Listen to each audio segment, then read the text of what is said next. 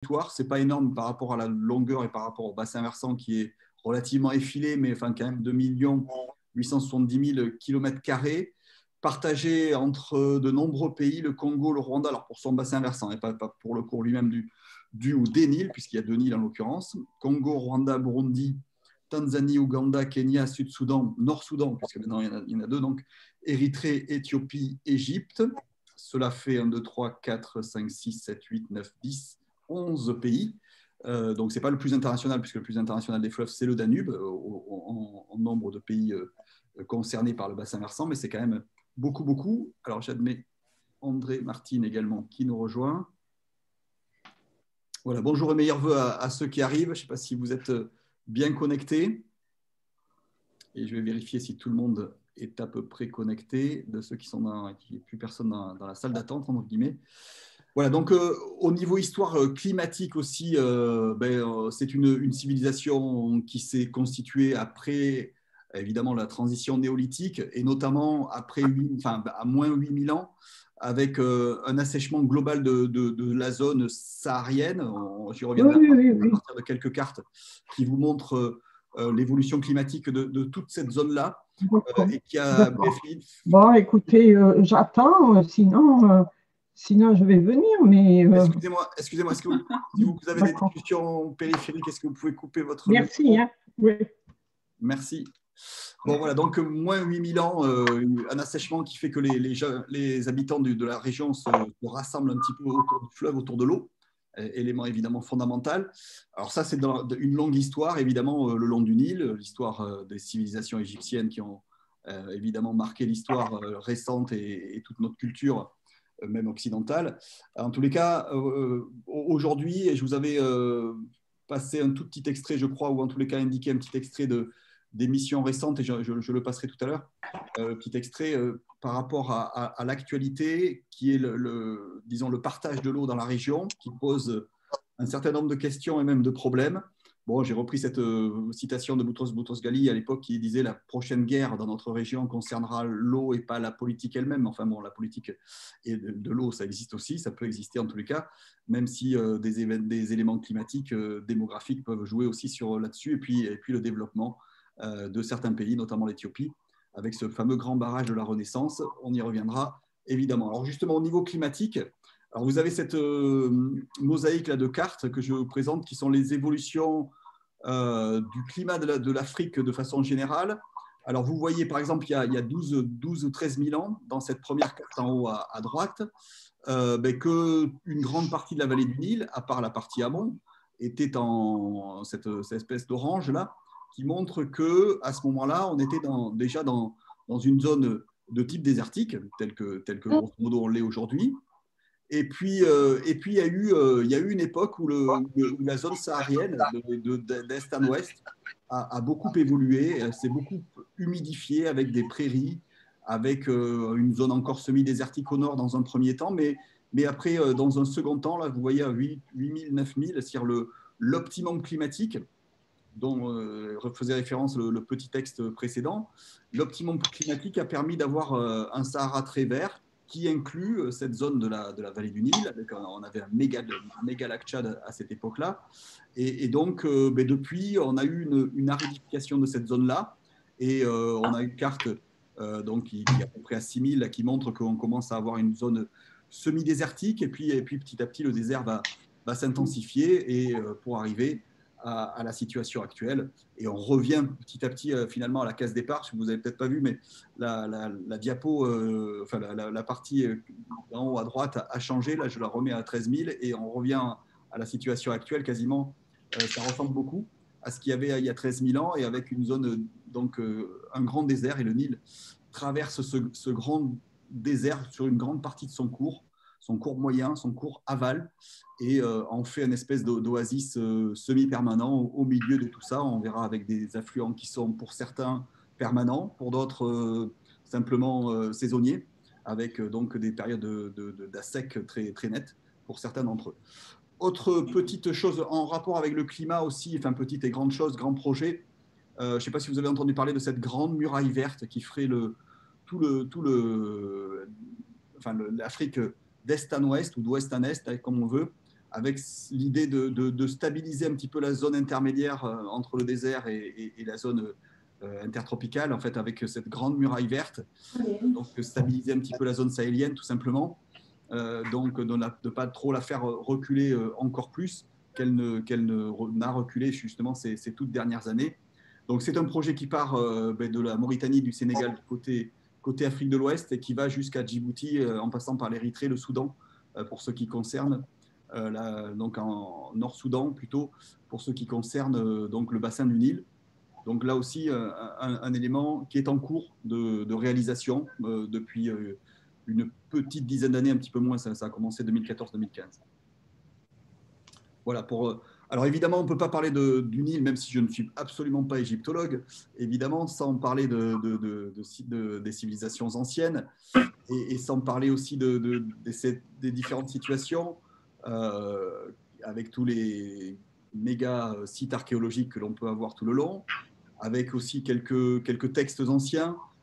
Et je prends un extrait là, du roman du Nil que je vous avais indiqué, là, de Bernard Pierre aussi, qui parle de tout ça, pour parler à la fois de l'eau qui s'écoule par le fleuve lui-même, donc de l'eau de surface, comme on dit, mais également de la dépendance du Nil, et du Nil intermédiaire notamment, par rapport aux ressources souterraines. Bon, je suis en train, moi, de travailler sur un double magazine sur les eaux souterraines, donc c'est vrai que c'est une préoccupation actuelle. Alors, on accueille encore une nouvelle personne qui nous rejoint. Je signale que c'est enregistré donc voilà, vous pourrez tranquillement le revoir si vous le souhaitez. Donc la crue a pour origine de gigantesques réservoirs souterrains se trouvant dans la région de la cataracte, pardon. Le dieu à tête de bélier Khnum, créateur de la vie, générateur des espèces et gardien des sources du Nil, libérait le flot béni pour qu'il se répande dans tout le pays. Voilà les croyances des époques anciennes. Donc, dans ces cataractes-là, qui sont des zones intermédiaires de franchissement difficile, on a des connexions dans cette région-là avec justement des ressources souterraines, notamment la nappe de la Nubie. Alors, je vous montre un petit peu. Alors, ça, c'est le climat actuel. Ça retourne un petit peu aux cartes précédentes des climats, des évolutions du climat. Tout ce qui est en jaune ici, c'est évidemment la zone désertique ou semi-désertique. Donc, une grande partie de la vallée du Nil est concernée par ceci. Et puis, les zones intermédiaires en vert, c'est la zone sahélienne, dans laquelle on essaye d'implanter cette fameuse grande muraille verte. Et puis ensuite, une zone plus arrosée, entre 500 et 1000 mm de pluie par an, et puis jusqu'à 2000 mm de pluie par an pour certaines zones. Et puis, dans les zones les plus hautes, qui correspondent justement aux zones des fameuses sources du Nil, ben là, on a aussi des précipitations importantes. Alors, les zones des sources du Nil, c'est la vallée des Grands Rifts, enfin, la vallée du Rift, et puis également, donc, on est très, très proche des sources du Congo qui partent de l'autre côté. Et justement, dans l'histoire, d'ailleurs, les explorateurs et les découvertes de ces deux fleuves sont un peu connectés à travers notamment Henry Morton Stanley, mais j'y reviendrai un petit peu. Voilà, en tous les cas, ça, c'est une cartographie régionale des eaux souterraines. Donc là, on est en ressources de nappe, donc qui sont, vous voyez le Nil. Alors là, on est sur le Nil blanc avec le lac Victoria ici, et puis les lacs, j'y reviendrai parce qu'on va détailler un petit peu cette région qui est la région source du Nil blanc, du Nil en tous les cas le plus long. Ici, vous avez le lac Tana, avec ça, c'est le Nil bleu, et les deux se rejoignent du côté de Khartoum, exactement, donc la capitale du Soudan actuel.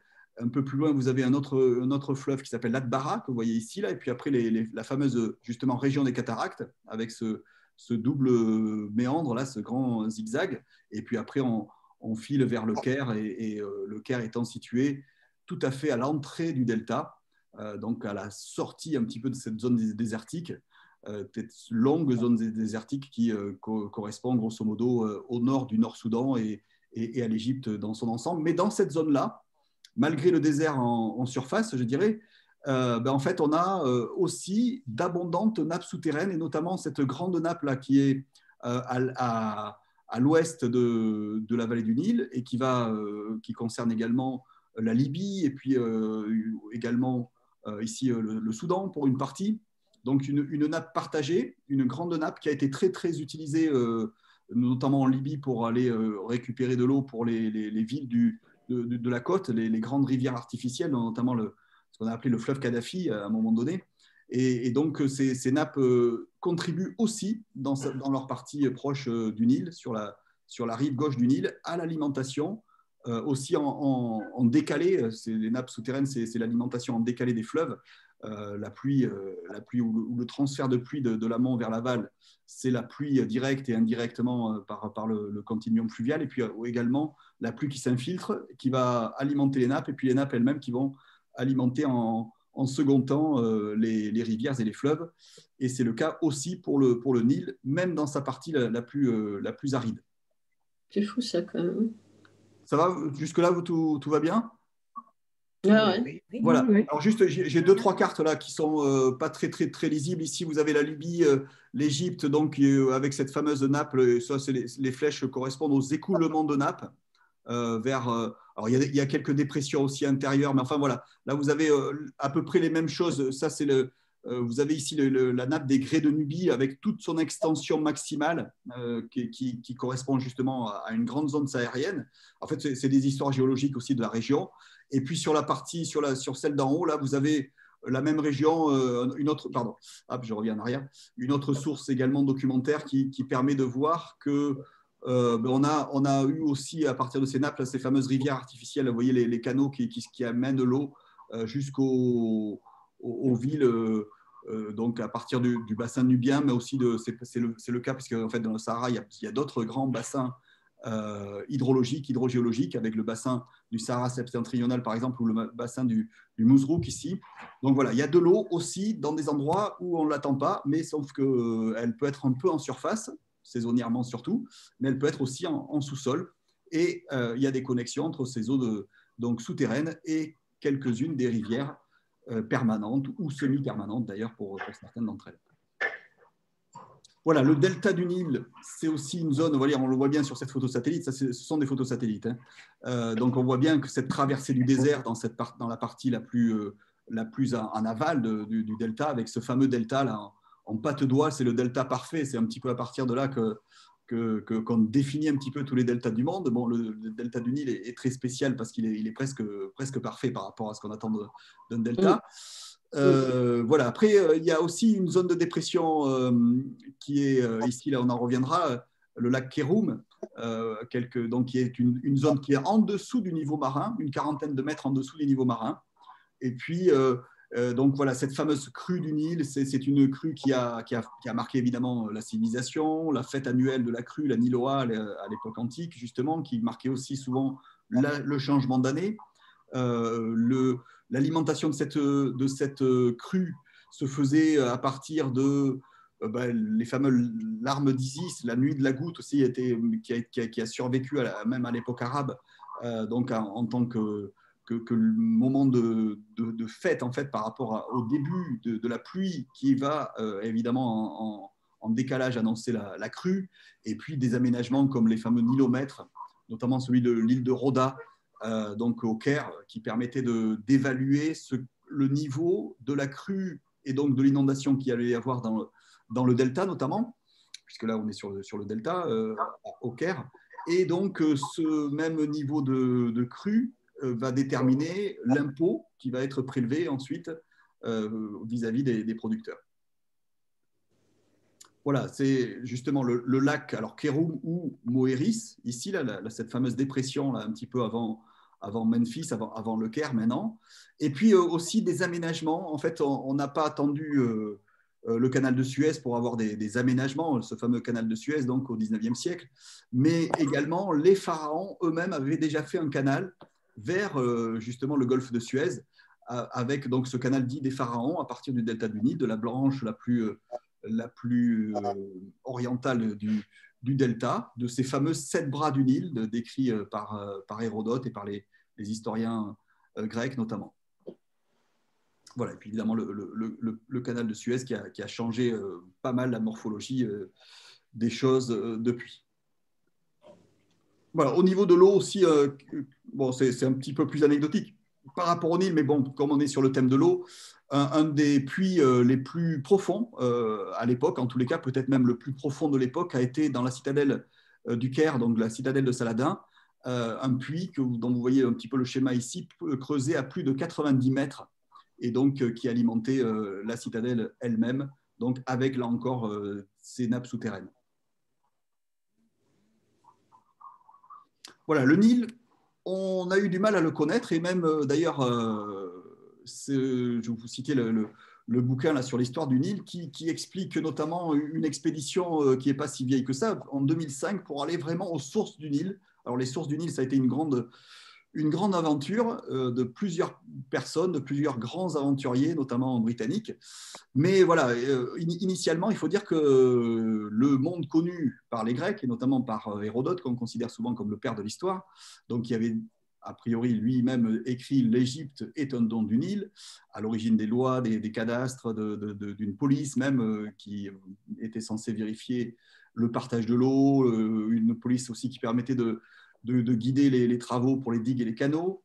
Les sciences aussi qui ont été pas mal, les sciences d'observation en tous les cas de la nature et notamment de l'astronomie pour prédire au mieux les crues et donc l'économie qui en est en découdre, en découler plutôt, plus, ça serait le mot le plus juste, évaluer les récoltes, déterminer l'impôt, tout ça évidemment était lié au Nil. Mais bon, le Nil des empires donc de l'époque des pharaons, c'est un Nil qui se limite plutôt à sa partie aval, et c'est aussi ça le fait, la particularité du Nil aujourd'hui par rapport même à la gestion contemporaine de l'eau, c'est qu'on a un fleuve qui se gère par l'aval, alors que beaucoup de fleuves se gèrent plutôt par l'amont et par les zones d'alimentation. Là, on est plutôt un peu à l'envers, parce que justement, ce fameux désert a donné un contexte très particulier, et on voit bien que dès l'Antiquité, dès qu'on commence à vouloir cartographier, à imaginer le Nil, et on se trompe pas pour l'aval, ça on est à peu près dans les bons clous. Par contre, pour l'amont, on se trompe totalement, on l'imagine même partant de l'Atlas. Il faut dire que le monde connu, évidemment, est beaucoup plus réduit, évidemment, que ce qu'on a aujourd'hui. Mais voilà, donc il y aura pendant longtemps, va persister une légende, en tous les cas, pourrait dire, qui va se répercuter également sur des cartes beaucoup plus récentes.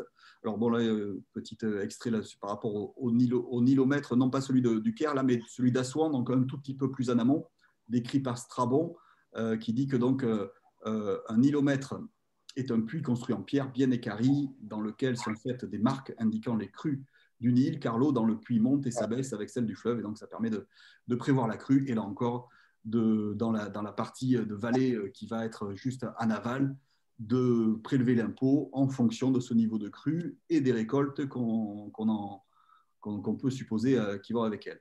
Voilà juste la cartographie de l'ancien empire qui remonte jusqu'au désert de Nubie, donc toute la partie donc Haute-Égypte aujourd'hui, le désert, la Basse-Égypte évidemment. Ça, c'est l'ancien empire, donc il y a entre 2700 et moins 2200. La partie, alors, sur l'empire, le nouvel empire, entre moins 1600, moins 1500 et moins 1000, et donc l'importance, évidemment, là encore, du Nil lui-même. Donc, on le voit encore donc à partir d'Éléphantine, Abou Simbel, etc., Thèbes, et puis Memphis, et puis voilà, toute cette partie-là. D'ailleurs, on voit que l'influence va sur tout le Moyen-Orient, qui sera un petit peu la suite après avoir parlé du Nil. L'importance, on la voit aussi, l'importance de la gestion, et puis de la bonne gestion de l'eau, et du fait qu'on puisse partager l'eau. Voilà, à la pesée des âmes, dit-on, lorsque le mort comparaissait devant Osiris, il devait dire à ses juges, je n'ai pas arrêté l'eau en sa saison, je n'ai pas coupé une rigole. Donc voilà, ça rejoint un petit peu, j'avais noté là au passage, ce qu'on appelle les interdits sacrés dans d'autres régions, notamment au Mali, où là encore, ça peut avoir un lien. Interdit sacré, parmi les interdits, il y a l'idée de ne pas barrer le fleuve pour ne pas couper l'écoulement évidemment des eaux, la remontée et la dynamique des poissons aussi notamment.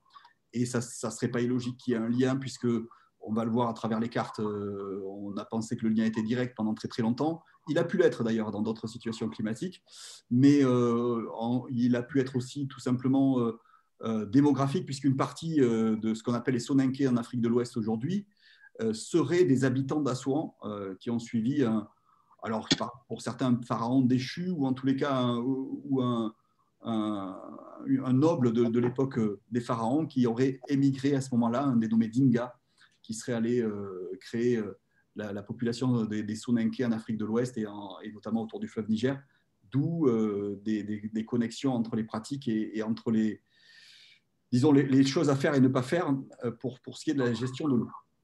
Voilà, donc là, je vous ai mis un petit extrait. Il y a plein de textes, je pense, dans l'Égypte ancienne qui glorifient le Nil. Salut au Nil qui t'est manifesté sur cette terre et qui vit en paix pour donner la vie à l'Égypte. Tu abreuves la terre, Seigneur des poissons. Les poissons, il ne faut pas les oublier non plus, parce que c'est vrai qu'on pense beaucoup à l'agriculture, mais la pêche aussi est importante.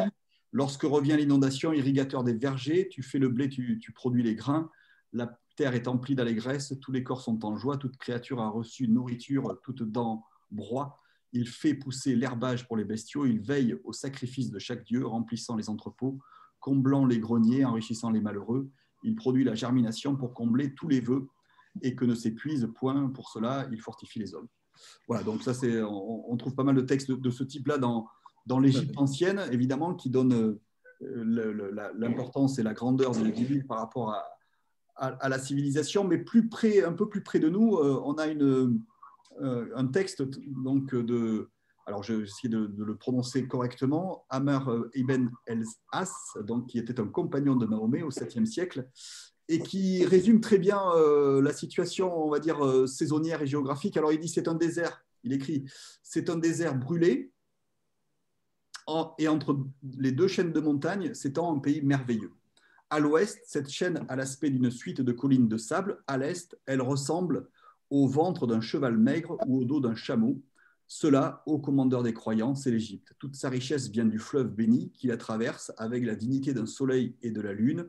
L'heure arrive où toutes les sources du monde acquittent leur tribut à ce roi des fleuves que la Providence a placé au-dessus des autres. Alors les eaux sortent de leur lit, inondent la plaine et y déposent leurs limons fertilisants. Tous les villages sont isolés, ne communiquent les uns avec les autres que par des barques innombrables comme des feuilles d'un palmier.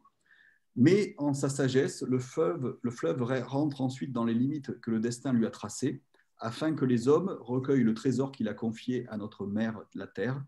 Ainsi, au commandeur des croyants, l'Égypte prend successivement l'aspect d'un aride désert de sable, d'une nappe d'eau argentée, d'un pays marécageux couvert d'une vase épaisse, d'une prairie verdoyante, d'un jardin de fleurs de toutes espèces, et enfin d'un champ couvert de moissons resplendissantes. Bon, évidemment, ça c'est dans les meilleures années, mais bon, voilà, c'était la crue annuelle donc, qui permettait de remplir plus ou moins les terres qui pourraient être cultivées par la suite.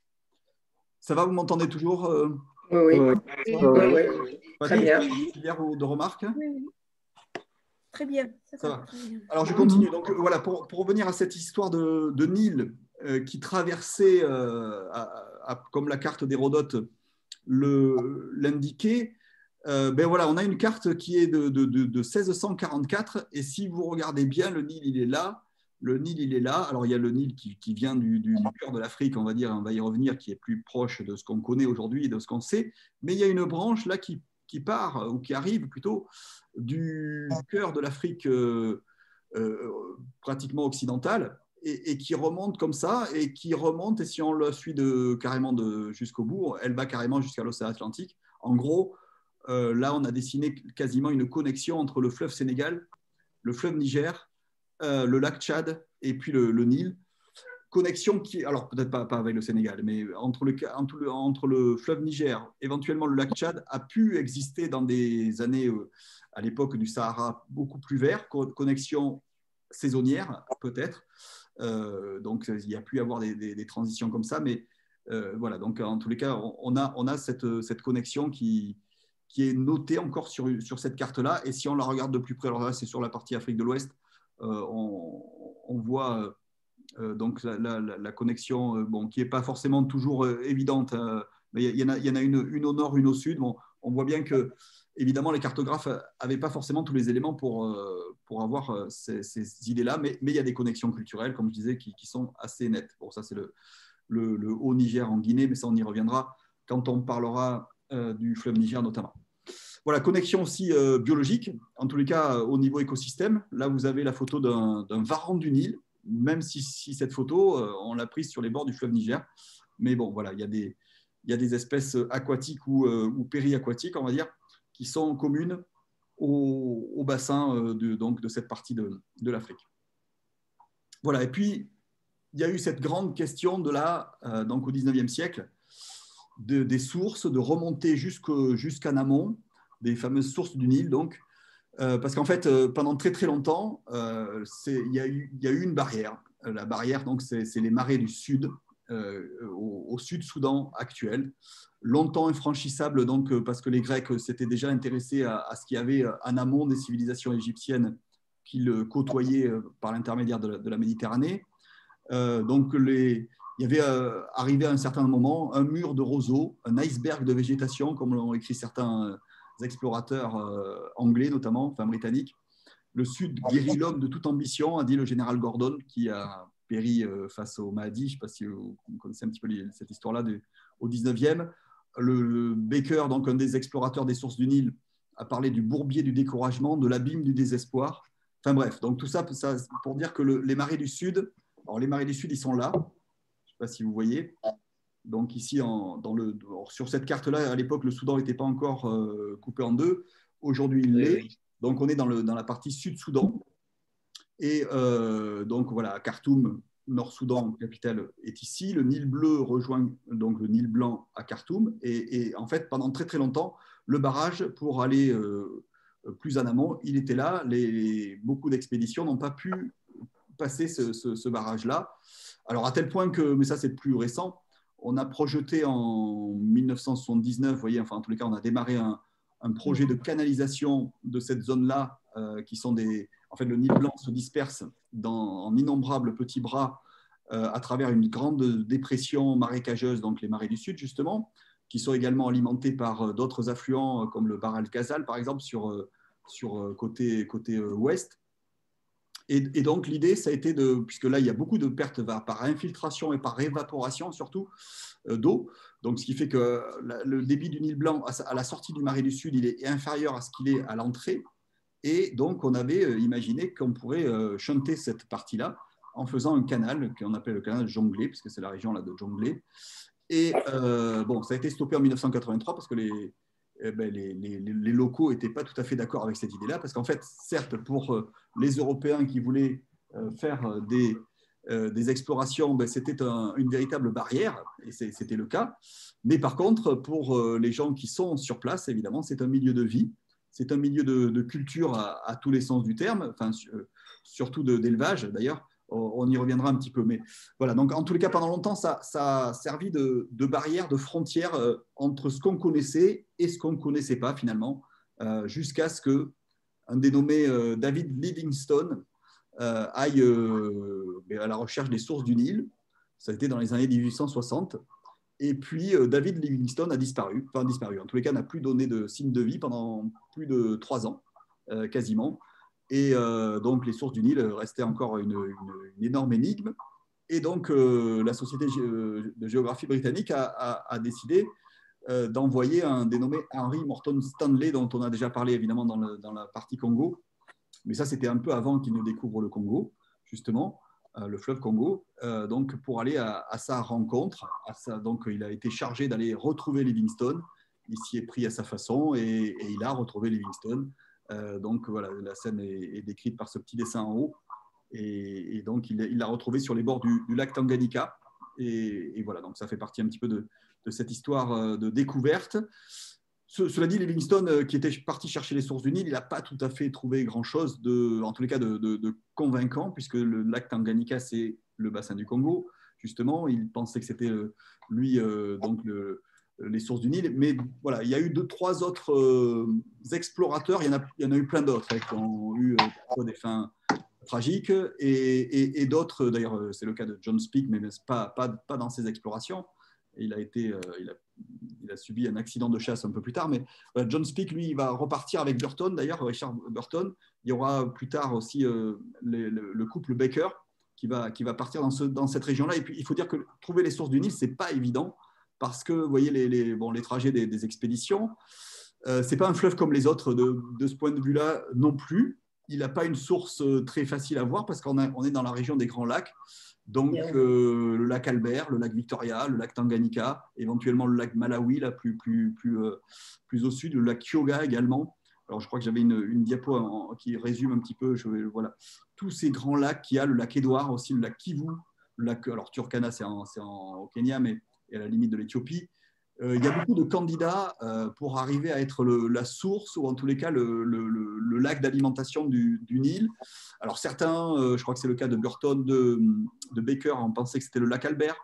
Et puis, Livingstone, il est parti sur Tanganyika, il s'est planté pour le coup. Même si à l'époque, le lac Tanganyika était peut-être pas. Vous vous souvenez que je vous avais dit qu'il y avait l'affluent qui partait vers le Congo, alors qu'avant, il allait vers le lac Tanganyika. Était peut-être pas encore à ce moment-là, puisque c'est dans les années 1870 que ça s'est passé, cette renverse-là, vraiment faisant partie du bassin du Congo. C'était peut-être un lac indépendant à ce moment-là qui s'auto-alimentait par ces quelques affluents et qui ne se déversait pas vers le bassin du Congo comme il le fera à partir de 1878.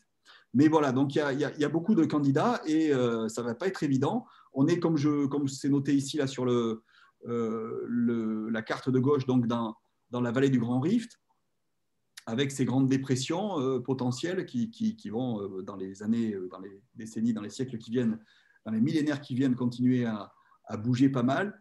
Donc voilà, ce n'était pas évident de trouver ce qu'il fallait. Bon, là, vous avez les hauteurs du lac Victoria. En plus, il y a encore d'ailleurs des allers-retours de niveau. Mais bon, on va passer là-dessus. Voilà, donc quel est le bon lac, entre guillemets, quelle est la source du Nil? Alors d'abord, c'est des régions montagneuses, c'est des régions pas faciles à pratiquer. Il faut l'aide des populations locales pour les explorateurs britanniques qui se sont succédés. Donc on est dans les années 1860-1870. Et donc les uns et les autres vont se heurter au terrain et vont élaborer aussi quelques hypothèses. Alors, certains vont se révéler justes, d'autres un peu moins. Alors, voilà aussi le potentiel de pêche de ces lacs qui est encore aujourd'hui très exploité. Mais là, on était dans les pêches traditionnelles avec des systèmes de NAS. Là, c'est sur le lac Victoria, justement.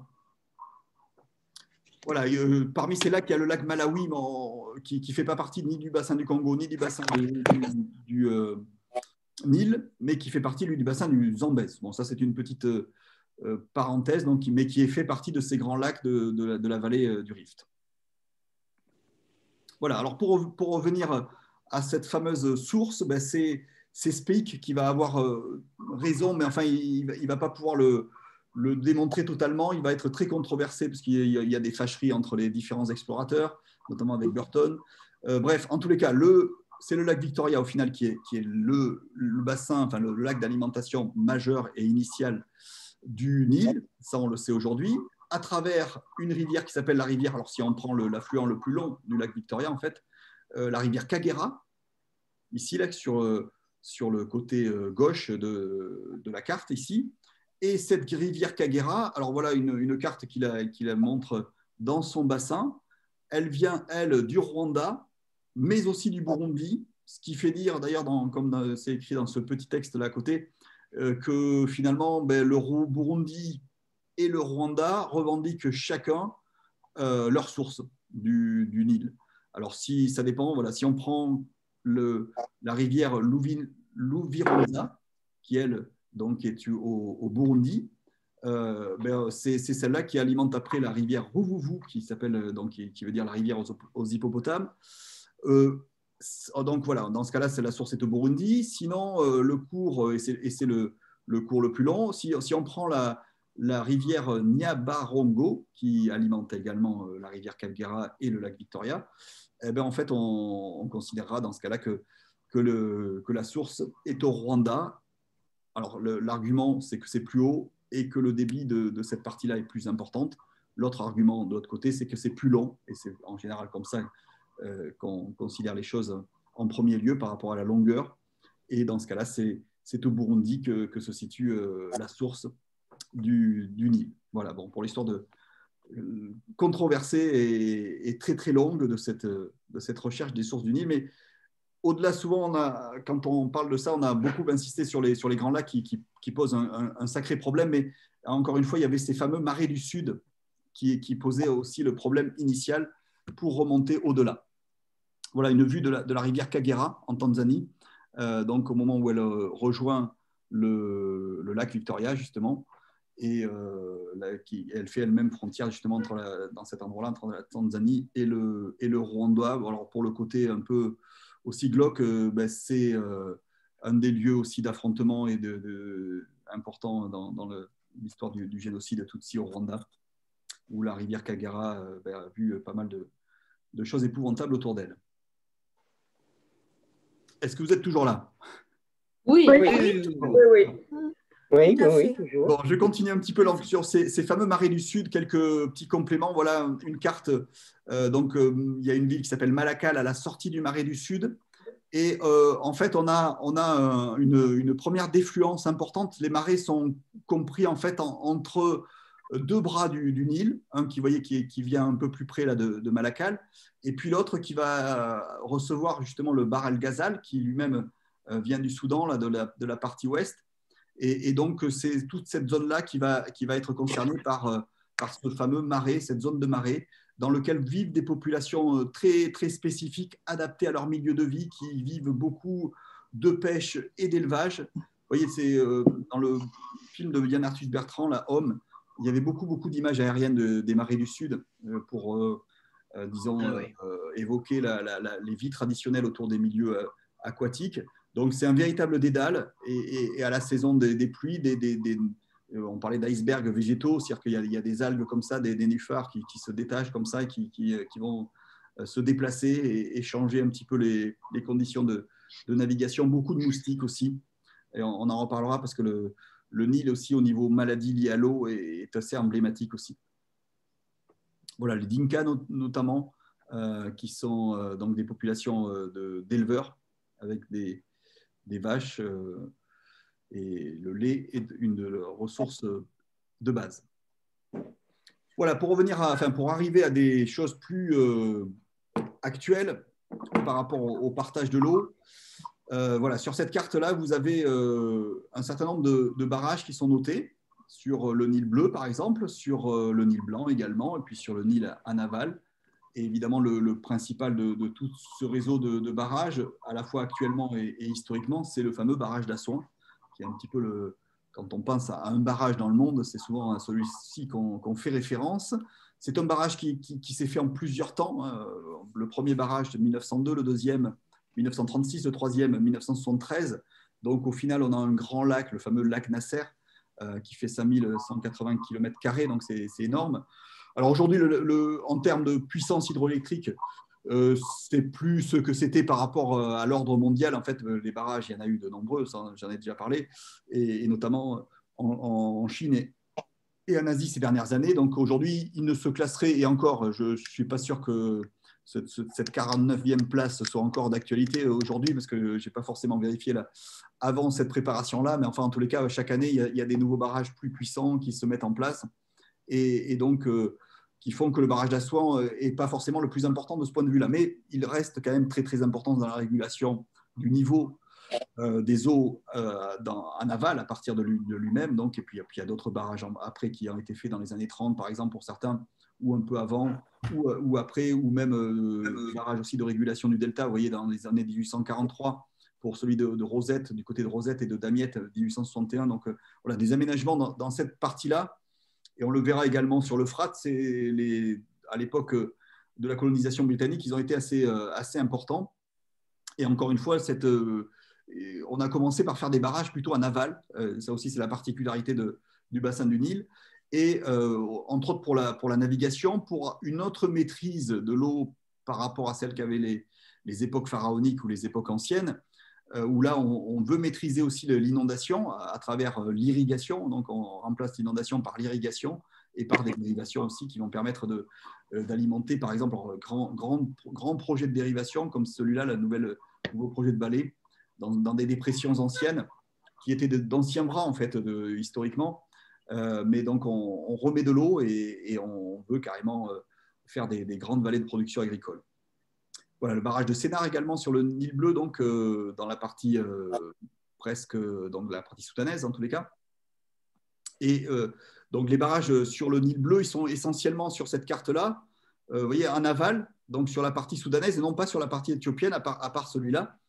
Et on va y venir justement puisque la donne change là ces derniers temps. barrage sur le Nil Blanc également dans les années 30, et puis surtout un partage potentiel des eaux du Nil qui est basé sur un accord bipartite. Donc, on a compté tout à l'heure 11 pays sur le bassin, alors pas sur le cours du Nil même, mais au niveau des accords de partage, il n'y a que 2 pays qui se sont mis autour de la table dans un premier temps, en tous les cas. C'est le Soudan et l'Égypte, et qui se partagent donc 90% de l'eau, donc avec des enveloppes, on va dire, conséquentes pour l'Égypte et aussi pour le Soudan.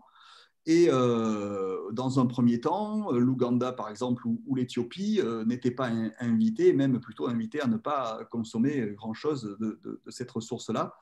Sachant qu'encore une fois, si on prend l'Égypte ou même le Nord-Soudan, ben, l'eau ne tombe absolument pas, l'eau qui arrive chez eux ne tombe absolument pas sur leur territoire, donc ils n'en maîtrisent pas vraiment. Il faut en tous les cas que les pays de l'amont laissent passer pour qu'ils puissent bénéficier totalement de ce potentiel. Voilà, le lac Nasser et le Marais du Sud, là, dans les 2 zones entourées. Voilà, donc le barrage d'Assouan là, sur cette photo, qui a changé aussi la donne, pas seulement au niveau hydrologique, mais aussi au niveau sédimentaire. Et on le reverra sur les diapos à la fin par rapport au delta.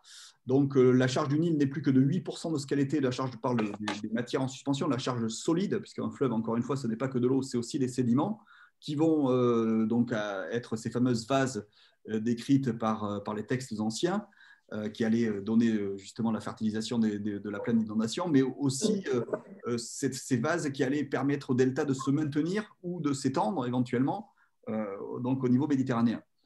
Même si là encore, le Nil n'a pas à subir une marée conséquente, mais bon, il n'empêche qu'il peut y avoir une érosion qui n'est pas, pour le coup, plus donc, suffisamment compensée par la sédimentation. Ça peut aussi avoir des répercussions sur la salinité des nappes aussi dans la partie aval, indirectement. Donc voilà, celle du Rhum, bon, c'est pareil, tous les fleuves sont à peu près dans la même situation, avec des décantations fortes liées aux constructions de barrages. C'était le but, en fait. Alors, juste... Oui, dites-moi. Et ça a des conséquences, là, le fait de cette baisse de charge du Nil. Oui.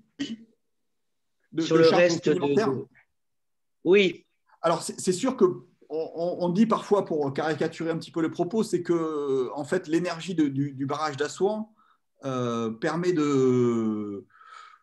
par exemple, de fabriquer des engrais qui vont fertiliser les champs, au lieu de laisser passer les limons qui fertilisaient tout seuls les champs. Bon, c'est une caricature, évidemment, mais oui. C'est vrai qu'on a transformé un petit peu, comme je disais, en fait, au lieu de faire confiance à la crue pour alimenter en eau et en sédiments, et donc en fertilisant, on le fait de façon artificielle, à la fois au niveau de l'hydrologie et de l'alimentation en fertilisant aussi, qui passe par l'agrochimie, quoi.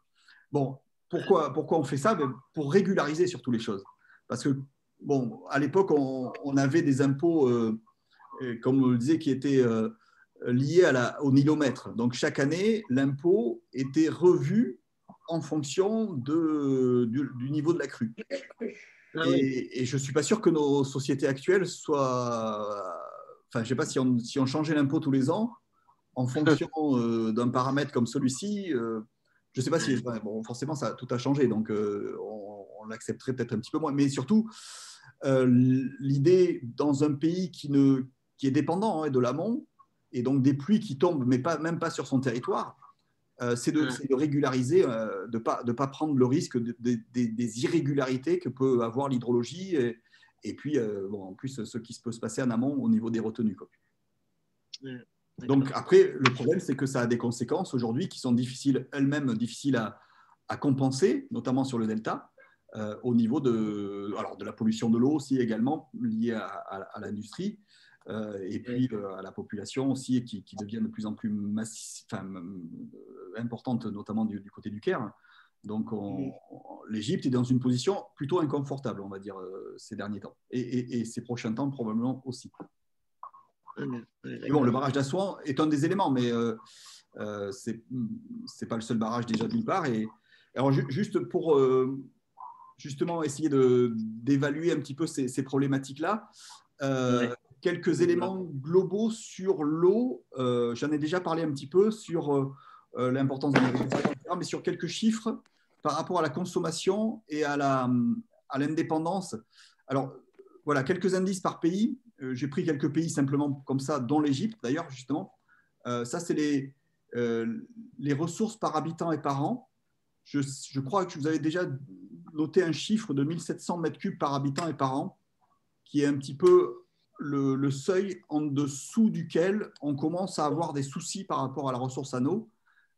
Disons que si on a plus de 1700 mètres cubes par habitant et par an, on considère généralement qu'on a un potentiel d'eau qui ne pose pas de problème, qui n'est pas un frein au développement et à tout type de consommation et d'utilisation de l'eau. Je veux dire l'agriculture, l'industrie, l'eau potable bien entendu, l'énergie. Voilà, les 4 utilisations habituelles de l'eau peuvent être en général satisfaites. Alors évidemment, il y a des irrégularités aussi saisonnières suivant les endroits, mais si on est à plus de 1700 mètres cubes par habitant et par an, en général, on n'a pas de problème. Alors, quelques exemples ici. Les États-Unis, même si encore une fois, on l'avait vu avec le Mississippi, les États-Unis, il y a des zones où il y a des vrais déficits en eau, mais ou en Chine, c'est le cas aussi, où on transfère de l'eau d'une région à l'autre. Et aux États-Unis, on commence à le faire aussi de façon assez conséquente. Bon, il y a des pays qui n'ont pas de problème potentiellement par rapport à l'eau. Je pense à l'Islande, 623 000, 24 000 mètres cubes par habitant et par an. Le Congo, a priori, sur le papier, en tous les cas, il y a beaucoup d'eau, à travers évidemment le fleuve Congo. En France, on est à 3400, c'est-à-dire 2 fois le chiffre qui peut être problématique. Et voilà, toute une série de pays qui sont nettement en dessous, alors voire même très nettement en dessous, pour Malte et Koweït par exemple. Et l'Égypte fait partie de ces pays qui sont en dessous du potentiel, du niveau à partir duquel ça peut être une entrave au développement, le déficit en eau par rapport à la population, puisque c'est par habitant, c'est rapporté par habitant. Et Israël également. Après, on va en reparler, mais par exemple pour l'eau potable, si on n'a pas suffisamment d'eau en rivière, en nappe souterraine, etc., on dessale l'eau de mer. Et ça fait partie des grands projets en cours de réalisation en Égypte, au Koweït, à Malte également, par rapport à ça. Après, Malte, si on prend l'exemple de Malte, ils font peu d'agriculture, donc ils importent, et puis donc ils ont une industrie peu importante, ils sont beaucoup sur l'importation de produits. Donc si on n'a pas l'eau chez soi, on va acheter l'eau. Encore faut-il avoir les moyens d'acheter l'eau. Enfin, et on va acheter plutôt l'eau virtuelle. Alors, justement, je ne sais pas si j'en avais déjà peut-être un peu parlé de ce fameux commerce d'eau virtuelle mondial qui part du fait que dans certaines zones, on n'est pas en capacité d'assumer tous les usages et toutes les productions liées à l'eau. Donc, on va importer de l'eau virtuelle à condition, évidemment, qu'on ait les moyens de le faire. Et aussi les alliances au niveau géopolitique qui vont bien. Donc, voilà, ces quelques chiffres sont rappelés là. Mais excusez-moi. Oui, dites-moi. Pourquoi on l'appelle virtuel alors? Alors, virtuel, c'est-à-dire que, par exemple, si vous n'avez pas l'eau pour produire, je ne sais pas, une tonne de blé, quelques tonnes de blé comme ça, vous achetez le blé directement. Et donc, en fait, à travers le blé, vous considérez que vous avez acheté l'eau qui a servi à produire le blé. Voilà. D'accord. Si vous achetez un ordinateur, vous avez acheté l'eau virtuelle, enfin l'eau qui a servi à fabriquer l'ordinateur. Si vous achetez de l'électricité à notre pays, vous avez utilisé l'eau qui a servi à produire ou qui a refait centrale, etc. Voilà, donc c'est tout le commerce mondial, au lieu de s'exprimer en dollars, en euros, en quelques monnaies que vous voulez, peut se traduire en eau. C'est pareil pour la viande, etc., de bœuf ou de n'importe quoi. Vous transformez en volume qu'il a fallu pour produire telle ou telle viande, tel ou tel produit, et tout peut se traduire en eau, en fait, en eau virtuelle. Donc voilà.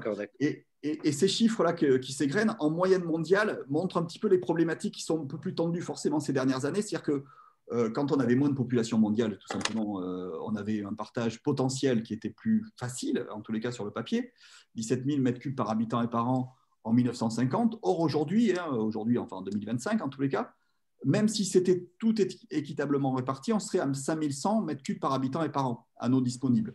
Et donc, on n'est pas encore en dessous de ce fameux seuil de 1700 mètres cubes par habitant et par an qui pose problème. ou d'un seuil supplémentaire qui dit qu'à partir de 1000 m3 par habitant et par an, on est dans une situation de pénurie carrément, ou carrément en situation de tension à partir de moins de 500 m3 par habitant et par an. Alors ça, c'est des chiffres théoriques, mais ça donne un petit peu des points de repère pour voir que suivant les endroits, ça peut poser problème, mais après, suivant la ressource et les accords internationaux qu'on peut avoir avec d'autres pays.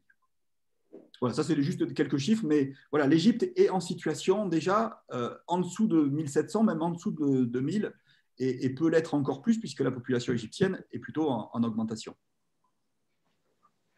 Bon, ça je passe là-dessus. Si, un autre élément important, et justement, c'est l'indice d'exploitation. C'est-à-dire que dans la ressource renouvelable qui s'écoule sur les rivières, sur les nappes souterraines, on en exploite en France 20% pour les différents usages, encore une fois, industrie, agriculture, énergie, eau potable. Voilà, en Norvège encore beaucoup moins, au Venezuela beaucoup moins. Par contre, en Israël, on est au taquet à 100%, et on recycle, par exemple, les eaux usées. Certaines eaux usées sont utilisées en agriculture pour donc revaloriser ces eaux usées. Et en Égypte, on est même au-delà, c'est-à-dire qu'on réutilise au maximum, mais on est obligé d'aller chercher donc, notamment des eaux salées pour les exploiter pour l'eau potable. Un autre élément important, et là encore l'Égypte est au cœur du sujet, c'est le degré de dépendance. Bon, j'en ai déjà parlé en fait. 97% de l'eau égyptienne vient d'autres pays, notamment de l'Éthiopie ou de la partie soudanaise pour ce qui est du Nil blanc, et l'Éthiopie pour le Nil bleu et l'Atbara. Bon, les Pays-Bas aussi, par exemple, en Europe, elles sont très dépendants avec un bassin du Rhin qui passe par la France, l'Allemagne, la Suisse. En France, on est peu dépendant des autres pays, à part sur le Rhin, un peu sur le Rhône. On a cette chance-là qu'on ne mesure pas totalement, je pense, par rapport à beaucoup d'autres pays. C'est que notre potentiel hydrologique, que ce soit en surface, voire même en nappe souterraine, on ne le partage pas vraiment, parce que même la nappe souterraine, par exemple, pour ce qui est de l'Égypte, qui est que de la Nubie, elle est partagée entre la Libye, bon, sur une zone désertique, mais elle est aussi un petit peu partagée. Donc voilà, mais surtout, les eaux de surface sont très, très partagées et dépendent de ce qui se passe ou pas en amont. Donc ça, c'est un facteur de fragilité, en tous les cas, potentiel important. Bon, les commerces d'eau virtuelle, voilà, une carte on y reviendra un petit peu sur l'eau virtuelle. Le commerce mondial peut être calculé comme ça, les flux. Alors, je vais juste, par exemple, ici, là, vous avez une carte de 1995 où vous voyez donc ceux qui importent de l'eau virtuelle. Là, ici, par exemple, la Chine, qui importait beaucoup d'eau virtuelle, et ceux qui, en vert, exportent de l'eau virtuelle, par exemple les États-Unis, ou même l'Europe ou la France, qui exportent plutôt plus qu'elle n'importe. Et ça, c'était en 1995. Vous voyez une carte où l'Inde exportait plus qu'elle n'importait. Et je crois que j'ai une carte plus récente. Voilà, ça, c'est la fin des années début des années 2000 et fin des années 90, où là, la Chine a changé de côté, on va dire, et par exemple, est devenue exportatrice, comme l'Inde encore un peu plus. Et beaucoup, par contre, d'autres pays importent plus qu'ils n'exportent, sous tous les pays en rouge, y compris au cœur de l'Europe. Par exemple, l'Allemagne, d'ailleurs, au passage.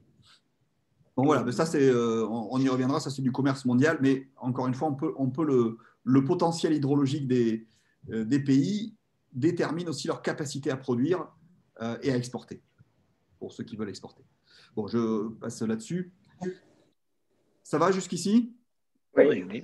Alors, revenons au Nil. Et là, on revient à la confluence majeure avec le Nil bleu. Alors, il n'est pas si bleu que ça, hein, il est plutôt un peu foncé. Hein. Et le Nil blanc, il n'est pas si blanc que ça non plus, il est plutôt un peu foncé aussi, mais un peu plus clair quand même, où on le voit sur cette photo satellite. On est à Khartoum ici, donc Khartoum. Et puis, vous avez deux autres villes qui encadrent un petit peu, Bari et Omdurman, qui encadrent cette confluence. Alors, Khartoum, il paraît que ça veut dire la trompe d'éléphant en arabe, parce que le Nil bleu fait une espèce de... Voilà, si vous arrivez à voir une tête d'éléphant avec une trompe d'éléphant, c'est bien. Oui. Voilà. Et alors, c'est une confluence, je pense, tout à fait intéressante, sans doute, à voir de près. Il y a une île aussi, où il y a un petit village aussi au milieu, l'île de Touti, à la confluence, donc des trois bras, je dirais presque, puisque là, ça se partage un petit peu. Et là, donc, c'est quand même important, parce que 80% de l'eau égyptienne vient du Nil bleu, de celui-là qui paraît tout petit là, par rapport à celui-là. mais ce n'est que 20% le Nil blanc, qui en perd une partie, certes, dans les marais du Sud. Mais bon, voilà, ce qui est moins important, donc tout ce qui se passe sur le Nil bleu est beaucoup plus problématique, et on va le voir avec le barrage de la Renaissance, que finalement ce qui peut se passer sur le Nil blanc par rapport à l'Égypte. Voilà, le Nil bleu, justement, appelé également Abeille, alors je ne sais pas si j'ai la bonne prononciation, donc à partir du lac Tana. Donc là, on est en Éthiopie, sur les grands plateaux éthiopiens. Et donc ce Nil bleu qui a un parcours plus court, hein, mais par contre une pente assez nette, va donc amener un potentiel hydrologique très, très important. Voilà, alors le lac Tana, alors, voilà, lui-même est alimenté, parce que pour toujours les histoires de sources, c'est des choses qui ont été découvertes il n'y a pas si longtemps que ça. Donc on est dans des zones aussi un peu mystiques. Le cours supérieur, donc appelé Abeille, bon, qui est parfois assimilé au fleuve Gion, je ne sais pas si on dit comme ça aussi, qui est donc un des fleuves de la Genèse, donc, qui traversait l'Éden d'après la Genèse. Donc en tous les cas, voilà, on a beaucoup d'impact religieux aussi dans cette région-là, ce qui peut aussi amplifier, pourquoi pas, les tensions qu'il peut y avoir sur le partage de l'eau aussi, quand il y a des approches aussi très, très spirituelles et très culturelles. Bon, bref, voilà, donc le fait nouveau ces derniers temps, c'est ce fameux barrage de la Renaissance dont je vous avais parlé un tout petit peu à la fin du dernier cours, qui donc a été démarré il y a peu de temps, hein, avec des entreprises italiennes, des banques, des financements chinois et de Djibouti. Donc là aussi, je disais, en fait, jusque-là aussi, ce qui était assez net, c'est que l'Égypte avait des partenariats forts au niveau international, des alliés très forts, et l'Éthiopie, ces dernières années, a réussi petit à petit à s'allier à des entreprises, à des États aussi, qui vont lui permettre d'arriver à construire et à faire un barrage qui fait 3 fois le barrage d'Assouan, et qui va devenir, donc avec 170 mètres de hauteur et un potentiel d'irrigation et 6000 mégawatts de production électrique, le plus grand barrage hydroélectrique d'Afrique. Voilà, l'Éthiopie, il faut dire qu'elle doit répondre à une question importante au niveau population. 67 millions d'habitants en 2000, 120 millions d'habitants en 2025. On est sur une phase d'augmentation nette de la population, presque doublée en 25 ans, 30 ans. Donc forcément, ça donne des enjeux. Vous savez qu'il y a des tensions fortes aussi au niveau éthiopien en ce moment, au niveau gouvernemental, entre différentes régions et différents politiques. Oui. Voilà, donc il y a vraiment des enjeux très, très importants internes à l'Éthiopie et de développement agricole, énergétique, etc. D'autant que, notamment le lien avec la Chine, c'est aussi pour mettre en place des unités de production dans ce nouveau pays qui pourrait être un nouveau pays industriel aussi, à base de ce genre de potentiel hydroélectrique de grands barrages. Donc voilà, c'est sur ce petit tableau en haut, là, vous avez les évolutions de population et les perspectives d'évolution de population. L'Éthiopie a dépassé l'Égypte en termes de population, et le Soudan également. Donc ça, c'est un facteur important. Et voilà, donc ce barrage, il alimentera aussi le Soudan, parce qu'avec tout ça, il y a des accords qui ont été passés avec le pays voisin. Donc là encore, l'Égypte regarde ça avec beaucoup de méfiance, voire même de crainte. On est aussi dans une région qui est en proie, voilà, à travers cette carte-là, la Corne de l'Afrique, l'Éthiopie, Djibouti, l'Érythrée, la Somalie, le Kenya, à des fluctuations politiques pour la Somalie notamment, mais aussi d'insécurité alimentaire liée à des irrégularités climatiques fortes, avec des grosses périodes de sécheresse ces dernières années, depuis 2011 en particulier. Ça a été un peu le chaos là-dessus. Donc là encore, un peu comme le barrage d'Assouan pour l'Égypte, avait pour but de donner une sécurité, donc de gommer un petit peu les irrégularités qu'il peut y avoir. Et ces retenues ont aussi cet objectif-là, entre autres. Voilà, donc j'ai une question. Oui, dites-moi. Oui, parce que le Soudan il y a eu une partition du Soudan. Oui. Est-ce que ça rajoute pas la difficulté Est-ce qu'il y a une partie du Soudan qui est privilégiée par rapport à à l'autre pour, Alors, le puisque Le Sud-Soudan est encore très, très agité. Le Sud-Soudan, c'est la partie justement des marais du Sud oui, qui est encore tout à fait instable. Le Nord n'est pas forcément hyper stable non plus. Je sais pas, il y a eu des manifestations, même à Bordeaux, il y a peu de temps. Hein, je ne sais pas si vous Oui, vous souvenez, il y a un an ou deux, là, il y a eu des oui, manifestations contre le gouvernement nord-soudanais, là, pour le coup, ouais, ouais. qui était accusé de pratiques très, très. Alors, il y a l'histoire du Darfour, etc. Ce sont des pays Oui, qui ne sont pas hyper stables, c'est sûr. Mais le Nord-Soudan a une position et par rapport justement des accords avec l'Éthiopie par rapport à ce barrage, que je ne crois pas, à ma connaissance, qu'a le Sud-Soudan. Parce que le Sud-Soudan, encore est un pays parmi les plus faibles au niveau diplomatique encore au monde, malgré la réussite de sa partition. Donc je pense que le Nord-Soudan, par contre, a une position un petit peu plus établie, même si en interne, ça bouge beaucoup. Donc c'est des pays très, très instables. Et les enjeux, justement, de développement économique, pour eux, c'est des enjeux aussi, en tous les cas, c'est peut-être comme ça qu'ils le voient pour certains, de stabilisation politique. Je ne sais pas si ça peut réussir là-dessus, en tous les cas. Mais il y a une alliance, en tous les cas, entre le Nord-Soudan et l'Éthiopie autour de ce barrage. oui, c'est ça. Il me semblait qu'il y en avait un qui était plus. Voilà, mais encore une fois, c'est l'Égypte qui est en aval qui craint le plus de renégocier et de voir son flux d'eau, alors à long terme, mais surtout à court terme. Là, le problème aujourd'hui, les divergences, comme c'est noté sur cette diapo, elles portent principalement sur le remplissage du barrage qui va débuter. Et le remplissage du barrage, des barrages, on connaît bien ça en Turquie, oui, en Syrie et en Irak, parce que ça a été un des éléments qui a pu déstabiliser les campagnes syriennes et irakiennes en amont, on va dire, des printemps arabes. Et donc, c'est aussi un problème parce que le moment du remplissage, ça va affaiblir encore plus le débit qui va passer jusqu'en Égypte. Et donc là, on a un vrai problème qui va se poser à très court terme. Et les solutions, pour l'instant, qui sont envisagées, alors, bon, le directeur du projet du barrage, comme je vous l'avais dit, avait été tué par balle en juillet 2018. En 2013, alors c'est Morsi qui n'est plus au pouvoir, mais il y avait eu des fuites, il y avait carrément eu un enregistrement d'une réunion interne avec ses ministres et généraux qui disaient, je l'avais cité rapidement l'autre jour, qu'ils avaient éventuellement envisagé de déstabiliser le projet par des approches de corruption, par l'instrumentalisation de groupes terroristes, par des frappes aériennes. Donc voilà, l'ambiance est quand même très très lourde. Et c'est encore le cas aujourd'hui, malgré le changement de régime aussi de pouvoir, en tous les cas, en Égypte. Alors voilà, je vais vous passer un petit extrait justement d'une interview d'un des spécialistes de la question qui s'appelle David Blachon, qui donc intervenait sur France Culture il y a quelques temps de ça. Donc je vais essayer de... Hop.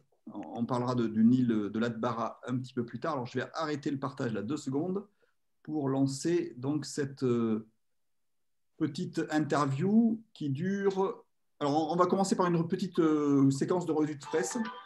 Vous l'entendez? International. Bonjour Camille Magana. Bonjour, Bonjour à toutes et à tous. Vous nous emmenez ce matin sur les rives du Nil bleu. Oui, en Éthiopie, pour être plus précis, mais rien de bucolique, désolé, dans ce voyage de l'ascension que je vous propose, car sur ces rives donc, du Nil bleu, avant que le grand fleuve africain n'aille irriguer le Soudan et l'Égypte, on parle surtout des millions de mètres cubes de béton et d'acier qui constituent le futur grand barrage éthiopien de la Renaissance. Je vous en avais déjà parlé ici même il y a quelques mois, ce barrage grâce auquel l'Éthiopie espère faire un bond en termes de développement économique, d'électrification et d'irrigation de ses cultures. Ce barrage donc dit de la Renaissance, il est en passe d'être achevé, construit à 75%, d'après le quotidien émirati The National. Les autorités d'Addis Abeba espèrent même commencer à le remplir dès ce mois de juillet, mais ça se fait, et c'est bien le problème, qu'aucun accord n'a pu être trouvé avec les pays en aval du Nil, le Soudan et l'Égypte. Les trois pays ont participé au mois de février à des négociations sous l'égide des États-Unis. Mais l'Éthiopie a refusé en mars de signer l'accord qui avait été trouvé pour tenter de s'entendre sur une gestion concertée du débit du Nil. Dans les colonnes de l'Addis Standard, le gouvernement éthiopien réaffirme qu'il n'est en rien obligé de s'entendre avec le Caire pour construire et remplir son barrage et que de toute façon, les 18 milliards de mètres cubes d'eau qu'il faudra retenir pour la première phase de remplissage n'auront aucune conséquence sur le débit du fleuve en aval. Vous vous en doutez, ce n'est pas du tout l'analyse qui est faite par les Égyptiens. Le journal Kerot Al-Aram fustige de son côté l'égoïsme et l'entêtement des Éthiopiens portés par le rêve de devenir le premier exportateur africain d'électricité sans penser à ceux qui sont en dessous. Dans son édito d'hier, Al-Aram appelle l'ONU à se mêler de cette querelle de voisinage qui, je cite, menace le bien-être des peuples égyptiens et soudanais. Et à mesure qu'approche la date prévue pour démarrer le remplissage du barrage, les tensions s'enveniment dangereusement. Oui, car pour remplir son réservoir, l'Éthiopie va forcément devoir fermer le robinet du Nil, au moins en partie. Si elle met vraiment sa menace à exécution au mois de juillet, selon le site d'info de New Arab, les choses pourraient vraiment mal tourner. D'ores et déjà, le président égyptien Al-Sisi aurait fait placer son armée en état d'alerte maximale après des informations selon lesquelles une batterie de missiles anti-aériens aurait été déployée à proximité du barrage par les Éthiopiens pour prévenir une éventuelle attaque aérienne égyptienne du chantier. Tout ça ressemble bien à des tentatives d'intimidation pour peser sur les dernières négociations avant l'échéance de juillet. Et ce qui est sûr, selon The National, c'est que tant l'Éthiopie que l'Égypte ont fait de cette question du Nil un enjeu très fort de nationalisme, volonté de développement, d'indépendance et de nouveau départ, on l'a dit, pour les Éthiopiens, et défense du Nil comme élément fondateur de l'identité nationale pour les Égyptiens.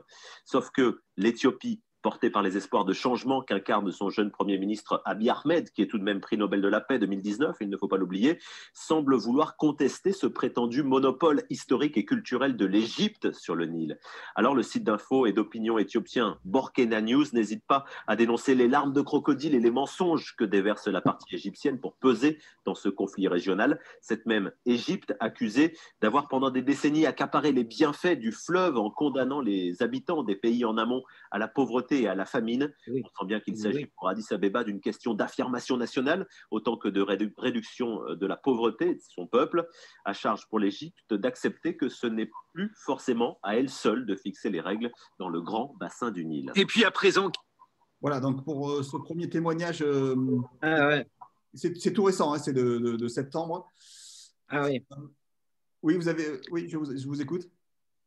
Non, je disais, j'étais pas au courant de ce problème. Non. Alors, je vais enchaîner avec David Blachon, dont je vous parlais justement, qui redit un petit peu les mêmes choses, mais voilà, c'est juste... Aujourd'hui, les discussions butent essentiellement sur la question du remplissage et du rythme de remplissage de ce barrage. Il y a en fait deux questions, à mon avis. C'est qu'il y a une question technique. Les Égyptiens veulent un rythme lent, 21 ans. Les Éthiopiens veulent un rythme plus rapide, en 7 ans. Les Éthiopiens agissent de façon un peu unilatérale, en commençant le remplissage sans avoir d'accord, ce qui crée évidemment des problèmes. Mais derrière cette question technique qui serait assez facile de résoudre, je pense qu'il y a vraiment une opposition de fond dans le bassin entre l'Égypte en aval, qui dépend du Nil à 98%, et l'Éthiopie en amont qui s'affirme comme une puissance émergente continentale. Donc il y a vraiment deux niveaux de discorde, un technique et puis un qui est plus géopolitique. Si l'on prend d'abord l'aspect technique, dans quelle mesure le barrage éthiopien de la Renaissance pourra-t-il modifier, comme semble le craindre Khartoum et le Caire, le débit du fleuve sur leur territoire? Le but du barrage hydroélectrique, c'est de produire de l'électricité, donc de laisser passer l'eau pour faire cette production. À terme, lorsqu'il sera rempli, a priori, sa modification sur le débit des eaux en Égypte sera relativement faible, surtout qu'il existe un barrage déjà au Soudan, Marawi, et qu'il existe en fait le barrage d'Assouan depuis 1970 qui régule largement le fleuve. Le problème, c'est vraiment un problème de rythme de remplissage, donc entre 7 et 21 ans, où il va falloir remplir ce barrage. Mais là encore, je pense que c'est vraiment plus un prétexte. Souvent, on dit on se bat pour l'eau, d'accord, mais on se bat aussi avec l'eau d'un renversement de l'hégémonie dans le bassin du Nil. L'Égypte était ce qu'on appelait une puissance hydro-hégémonique qui maîtrisait et affirmait sa domination sur le bassin du Nil et qui voulait, en faisant référence à des traités de 1929 et de 1959, en disant qu'elle avait des droits territoire sur le Nil, alors que l'Éthiopie mène une politique de contre-hégémonie qui veut s'affirmer et qui dit que en fait, tous les États du bassin sont égaux et qu'elle a le droit également de maîtriser les eaux dans son territoire et avec ce grand barrage pour produire de l'hydroélectricité qui est en fin de compte également pour l'Éthiopie de s'affirmer comme la grande puissance hydroélectrique énergétique de cette partie du continent, c'est-à-dire à la fois pour le Soudan, pour le Kenya, pour l'Ouganda, et avec cette production hydroélectrique s'affirmer également comme puissance industrielle émergente avec l'appui de la Chine. Donc il y a vraiment un contexte géopolitique qui va bien au-delà des questions techniques de remplissage du barrage. Est-ce que la question du Nil, telle qu'elle se pose aujourd'hui, peut aboutir à un conflit direct ou indirect? C'est très improbable parce que l'Égypte n'aurait absolument aucun soutien si elle se lançait dans un conflit armé avec l'Éthiopie. L'Éthiopie a effectivement mené un réseau d'alliances à la fois local avec la Chine également et même dans ce barrage, la construction et une entreprise italienne qui s'appelait Salini, qui s'appelle Webuild, mais qui construit d'autres barrages d'ailleurs en Éthiopie. Les turbines sont fournies par Alstom. Enfin, vous voyez que en gros, l'Éthiopie a fait un réseau d'alliances suffisant pour éviter tout conflit.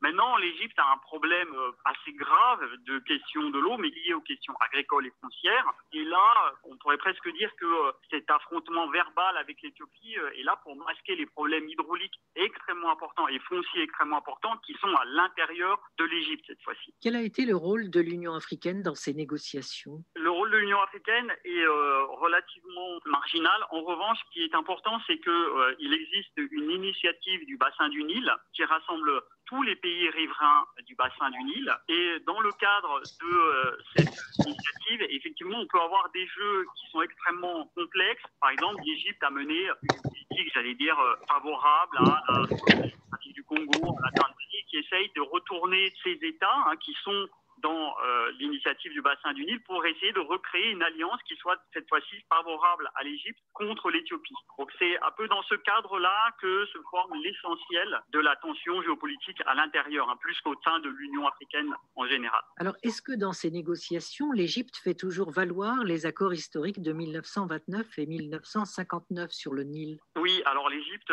s'appuie très largement sur ces traités qui, en fait, lui donnent des droits, une prééminence dans le bassin du Nil. L'accord de 59 donne 75% de l'eau du Nil à l'Égypte, 25% au Soudan, en gros.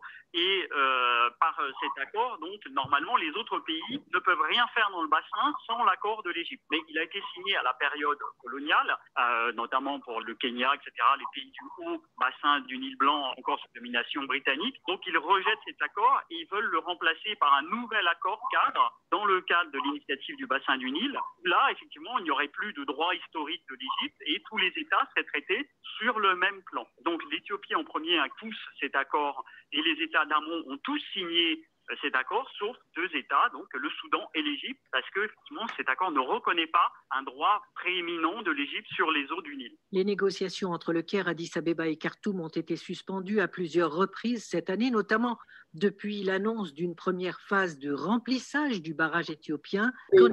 J'ai un cours actuellement. Les dernières informations que j'ai eues, l'Éthiopie a profité d'une année extrêmement abondante de crues du Nil bleu pour remplir une première phase, 5 km3 à peu près, du barrage. Mais il en fait 74, donc c'est même pas un dixième qui a été rempli. Pour le moment, on en est là et effectivement, ça ne rentre pas normalement dans l'accord. Enfin, la critique, par exemple, des États-Unis pour justifier le fait qu'ils avaient gelé une partie de leur aide bilatérale à l'Éthiopie était de dire « vous n'avez pas le droit avant qu'il y ait un accord signé ». Voilà, donc est-ce que vous m'entendez à nouveau? Alors, je me suis permis de couper les micros parce qu'il y avait un bruit sur l'un de vos micros là qui est… Voilà. Est-ce que vous pouvez réouvrir vos micros? Il n'y a pas de souci.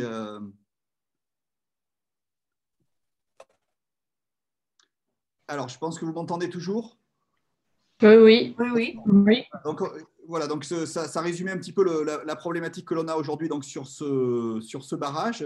C'est en plein dans l'actualité, comme je disais, puisque la visite récente là, du chef d'État à Paris, du chef d'État égyptien, a dû être certainement, en tous les cas, un des sujets a dû être ce sujet-là de ce barrage-là, puisque ça concerne beaucoup de pays au niveau international, aussi avec les accords qu'il peut y avoir. Voilà, pour continuer un petit peu sur la description de ce bassin du Nil, il y a aussi un autre fleuve, enfin rivière plutôt, une autre rivière, un autre affluent qui est important quand on descend après la fameuse confluence Nil bleu, Nil blanc, qui est l'Atbara, donc, qui vient également d'Éthiopie. Là aussi, il peut y avoir quelques enjeux. C'est surtout le dernier affluent permanent du Nil avant son delta, avant la traversée du désert qui va l'amener vers le lac Nasser et puis après vers le Caire.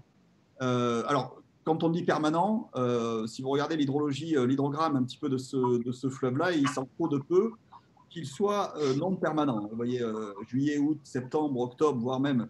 Donc, il y a de l'eau. Par contre, en mars, on est pratiquement au niveau zéro. Et donc, vous voyez, l'irrégularité saisonnière est très forte aussi dans toute cette zone-là, donc dans les parties les plus en amont. Voilà, il faut dire que d'un point de vue hydroclimatique, on est dans ce qu'on appelle la zone de convergence intertropicale, donc qui permet d'avoir des pluies plutôt en début d'été, juin, juillet, août, septembre, et puis par contre une très très longue saison sèche, alors que dans la partie la plus au sud du bassin, du côté des sources du Nil, on a aussi la zone de convergence intertropicale qui peut amener de l'eau aussi en plein hiver, janvier, février, etc. Donc on a une double saison des pluies dans cette partie-là, ce qui est moins le cas donc, dans la partie plus anaval, avec une très très longue période sèche, donc, dans tous les cas. Voilà, de retour au bassin global. Donc, une fois qu'on a l'Atbara qui arrive ici, on rentre dans la région des dernières cataractes, et puis le lac Nasser, et puis donc quelques autres barrages, et puis le Caire, avec aussi la défluence, la nouvelle artificielle, et puis le delta vers Rosette ou vers Damiette, et puis le canal des Pharaons et le canal du Suez, évidemment, dans la partie la plus au nord.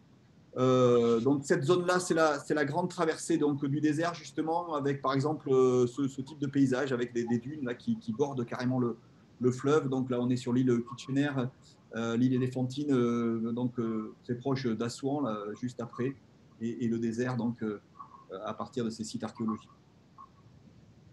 Voilà, le débit, ça c'est le Nil, alors à Dongola, pardon, donc qui est en amont d'Assouan, hein, vous voyez Dongola ici, Assouan un petit peu plus bas.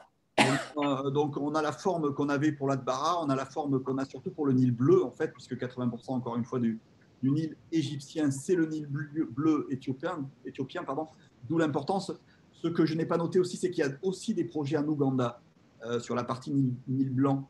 Évidemment, les projets sont moins ambitieux, déjà d'une part, et moins problématiques aussi d'autre part, parce que le Nil blanc est moins important. Voilà, le Nil bleu et le Nil tout court. Alors ça, c'est à Khartoum. Le Nil bleu donc amène une grande partie de la crue. On avait 7000 ici, vous voyez, en septembre, on est à 7800, dont plus de 5000, en tous les cas, qui viennent du Nil bleu, même s'il y a un tout petit peu de décalage saisonnier.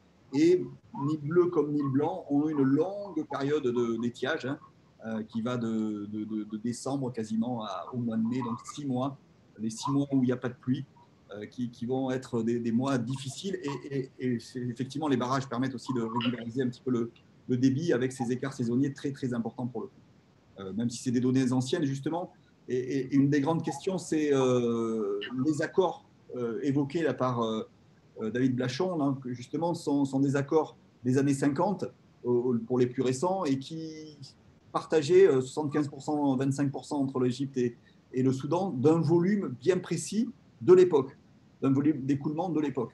Or, aujourd'hui, il est probable que ce volume-là ne soit pas exactement, je n'ai pas pu trouver des chiffres plus actuels, mais ne soit plus tout à fait à la hauteur de ce qu'ils étaient à l'époque, pour deux raisons. D'abord, le réchauffement climatique en soi qui joue sur le débit, et le deuxième, c'est les barrages eux-mêmes qui jouent sur le débit, puisque les barrages dans des zones aussi arides provoquent une évaporation supplémentaire qui joue aussi un petit peu sur le débit. Il y avait une étude qui avait été faite au Mali sur un des grands barrages, le barrage de Sélingué sur le fleuve Niger, qui disait 10% de pertes sur cet affluent-là par le barrage, de pertes annuelles.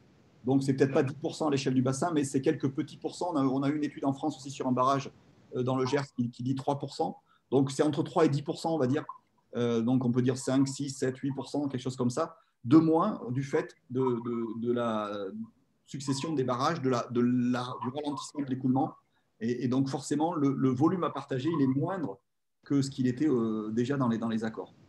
Alors, cela dit, si on regarde cette carte de projection des débits à l'avenir, si on regarde ici cette zone-là, la zone du bassin du Nil et toute la partie donc d'Afrique nord-orientale est plutôt, dans ce modèle-là, plutôt bien servie, avec des marges qui auraient des déficits, là, tout ce qui était en orange, mais par contre, tout ce qui était en violet ou bleu seraient des zones plutôt mieux arrosées à l'avenir qu'elles ne l'ont été dans les années passées. À vérifier, évidemment, et encore une fois, la problématique, ce sera les irrégularités, même si ces irrégularités, encore une fois, elles peuvent être un peu amorties par les barrages. Voilà. Est-ce que vous avez des questions? Il reste une petite dizaine de minutes. Tout va bien? Oui. Oui. Voilà, bon, juste Oui. pour conclure, évidemment, le delta, zone très, très importante. On le voit même, comme je disais tout à l'heure, par sa configuration, par sa couleur, quand on regarde des photos satellites. Le delta, c'est vraiment une zone extraordinaire et ce n'est pas par hasard si Le Caire, la capitale, la grande ville, est sur l'entrée du delta, hein, tout à fait sur cette partie-là. Donc, on a des paysages d'eau, mais des paysages aussi d'herbe. On voit aussi sur cette photo satellite, alors c'est une partie un petit peu plus en amont, mais on voit bien la marge de plaine d'inondation qui existe encore, hein, avec l'irrigation plus maîtrisée que ne l'était la crue auparavant. Mais on a une zone très, très importante et en même temps très fragile. Alors le Caire, encore une fois, que vous voyez ici à l'entrée du delta, et puis les différents bras. Alors le bras artificiel qui va jusqu'à Alexandrie, par exemple, qui avait été creusé, mais aussi tous ces bras, donc le bras principal, alors Rosette et Damiette, qui sont les deux villes un peu emblématiques du delta, avec quelques ouvrages de régulation aussi à l'intérieur. Et puis tout ce qui est en marron, là, vous voyez, toutes ces zones, et c'est pas négligeable, qui sont sensibles à une montée des eaux de l'ordre du mètre. Alors, on n'en est pas encore à des montées des eaux de l'ordre du mètre. Pour l'instant, on a quelques centimètres, mais il se trouve que les pourtours méditerranéens, et ça sera valable également pour le Moyen-Orient, côté Israël, etc., Liban, elles sont sensibles à la hausse, donc à la salinisation des terres et à l'infiltration justement saline dans les nappes souterraines. Donc, on est sur un delta qui est en proie à un avenir incertain du fait justement des moindres sédiments qui arrivent pour compenser une érosion qui existe toujours et une infiltration saline qui peut être d'autant plus importante évidemment que le niveau marin pourrait se rehausser. Donc ça, c'est une zone aussi soumise à une grosse pression. Alors, c'est une zone de production très importante à l'heure actuelle, mais en même temps, quelques soucis pour l'avenir. Et pour finir, je disais tout à l'heure que ce bassin du Nil est aussi un peu emblématique pour les histoires de maladies liées à l'eau, forcément. Alors, c'est à Damiette, par exemple, parce qu'on parle beaucoup évidemment d'épidémie en ce moment, qu'un dénommé Robert Koch a découvert le bacille responsable du choléra, une des maladies liées à l'eau. Donc, on est dans les années 1880-1883 très précisément. Il y a une véritable compétition entre Pasteur et Robert Koch. Et l'équipe de Pasteur, pas Pasteur lui-même, mais qui est allé également dans la région du Delta parce qu'on a une grosse épidémie de choléra à ce moment-là. Mais bon, voilà, l'idée, c'est de découvrir enfin le bacille, la bactérie responsable de cette maladie. Et c'est à Damiette que l'équipe de Koch découvrira ce bacille-là. Et l'équipe de Pasteur va être, elle, vraiment battue à tous les sens du terme, puisqu'un des jeunes collaborateurs de Pasteur, il laissera la vie. Donc dans cette recherche du responsable du choléra. Voilà, le choléra, donc maladie importante de l'époque. Je passe là-dessus rapidement. On en reparlera peut-être des maladies liées à l'eau. Et puis une autre maladie encore historique, d'ailleurs, qui existait probablement. On a des traces qui parlent de cette maladie à l'époque des pharaons. C'est la bilharziose. Là aussi en rapport avec aussi les barrages, parce qu'en fait, quand on retient l'eau, qu'on la ralentit, qu'on crée encore plus d'eau stagnante qu'il n'y en avait naturellement, eh bien, on crée les conditions de cette maladie qui n'est pas forcément systématiquement mortelle, même si elle tue beaucoup encore à travers le monde. Donc, c'est une maladie parasitaire, qu'on appelle aussi parfois la maladie des pieds nus, parce qu'en fait, il y a donc, ce qu'on appelle un cercaire, c'est-à-dire un espèce de petit ver qui passe à travers la peau. Bon, c'est un peu épouvantable, qui est porté lui-même par des petits escargots aquatiques, des petits mollusques. Et donc, il y a tout un cycle qui va après passer par l'homme et crée donc des dégradations, notamment au niveau du foie.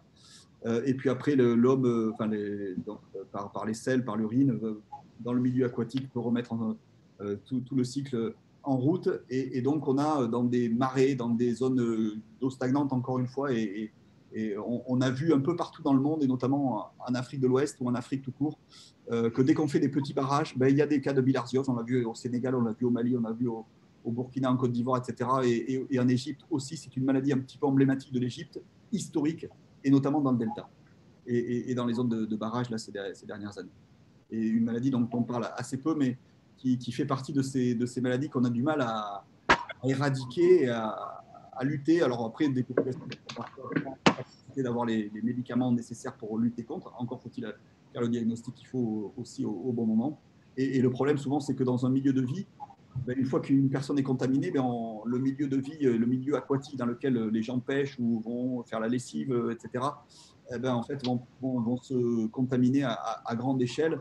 Ça fait penser un petit peu à une autre maladie liée à l'eau qui s'appelle le ver de Guinée, qui était présent aussi en Égypte et qui souvent, qu'on appelle par exemple au Mali la maladie du grenier vide, parce que c'est une maladie non pas mortelle, pas forcément, mais invalidante, et qui fait que ça rend les cultivateurs incapables d'aller au champ, cultiver leur parcelle, et donc forcément le grenier ne se remplit pas dans ce cas-là.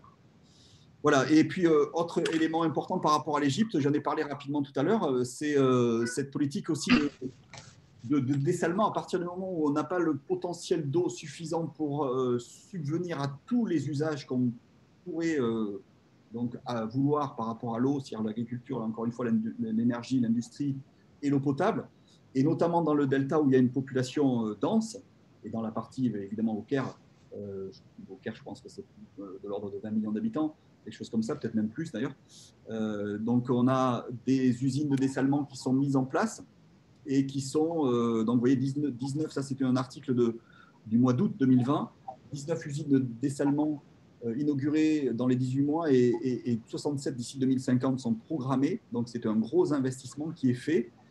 Encore faut-il là-dessus aussi que ça demande beaucoup d'énergie. Il y a un problème aussi avec la saumure qui est rejetée là pour le coup en Méditerranée, puisque c'est surtout sur les bordures méditerranéennes qu'on va avoir ce type d'usines. On les voit ici là sur cette carte, là vous voyez pas mal d'unités de production qui sont là de dessalement là, du côté d'Alexandrie par exemple, ou Rosette. On en a aussi de l'autre côté en Arabie Saoudite, de l'autre côté de la mer Rouge. Là. Voilà, donc des problématiques. Et puis on voit aussi, je parlais des eaux souterraines au début. La salinisation d'ailleurs dans le delta est liée pour l'instant plus à la surexploitation des eaux souterraines qu'à l'infiltration, même si sur la marge, l'infiltration d'eau saline méditerranéenne peut jouer aussi.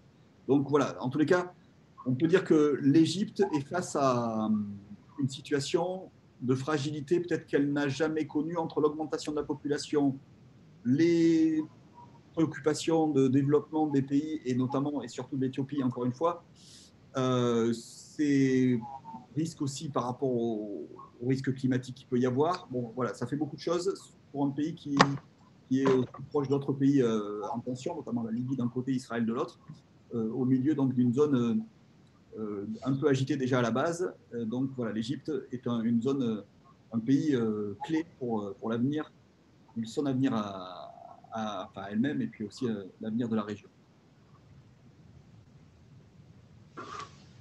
Voilà. Donc la prochaine fois donc dans 15 jours, hein, tout simplement, on ira un tout petit peu plus encore à l'Est, donc au Moyen-Orient. Et justement, l'Égypte en lien forcément au minimum diplomatique avec, et commercial aussi avec les pays de la région, l'Arabie Saoudite, bien sûr, mais aussi Israël, la Syrie, la Turquie, l'Irak, l'Iran éventuellement, la Libye de l'autre côté. Mais bon, on s'intéressera ici à cette région-là qui a été bien secouée, qui est encore très secouée par des questions donc, de guerre, notamment pour certains, ou de tensions pour d'autres. Et la question de l'eau, dans tous ces pays-là, que ce soit en Syrie, en Israël, en Jordanie, même en Turquie, bien sûr, en Irak et centrale. Alors, je ne sais pas si... voilà, par rapport aux chiffres que je vous ai montrés tout à l'heure, et on en reparlera la prochaine fois, en conclusion, vous voyez, ici, vous avez ce fameux 1700 mètres cubes par habitant et par an. que je mets ici là, en barre transversale. En Turquie, alors vous avez en bleu en 1950, en jaune en 1995, en 2025 en orange et en rouge en 2050 dans les prospectives, les potentiels hydrologiques de chacun des pays en fonction des évolutions réelles pour les années déjà passées de population ou les prospectives d'évolution de population. Et vous voyez qu'en fait, il y avait des pays qui étaient au-dessus. Bon, c'est le cas de la Turquie, mais ça va être juste au-dessus dans les années qui viennent. C'est le cas de l'Irak, mais ça va être aussi juste au-dessus dans les années qui viennent. Et puis des pays qui étaient au-dessus de cette ligne-là et qui passent en dessous, comme le Liban, la Syrie aussi, l'Égypte est déjà en dessous et ça s'effondre encore un peu plus. Israël est aussi en tension par rapport à ça, la Jordanie, les Palestines. Bon, vous voyez donc la question de l'eau dans tous ces pays-là est forcément au cœur des préoccupations et des enjeux actuels et dans les années qui viennent. Ça sera le cas aussi par rapport aux populations, par rapport aux technologies. Alors, il y a des technologies aussi par rapport à l'agriculture qui permettent d'éviter de consommer trop d'eau. Je parlais de recyclage des eaux usées, par exemple, ou de goutte à goutte, par exemple. Mais bon, ça a aussi ses limites.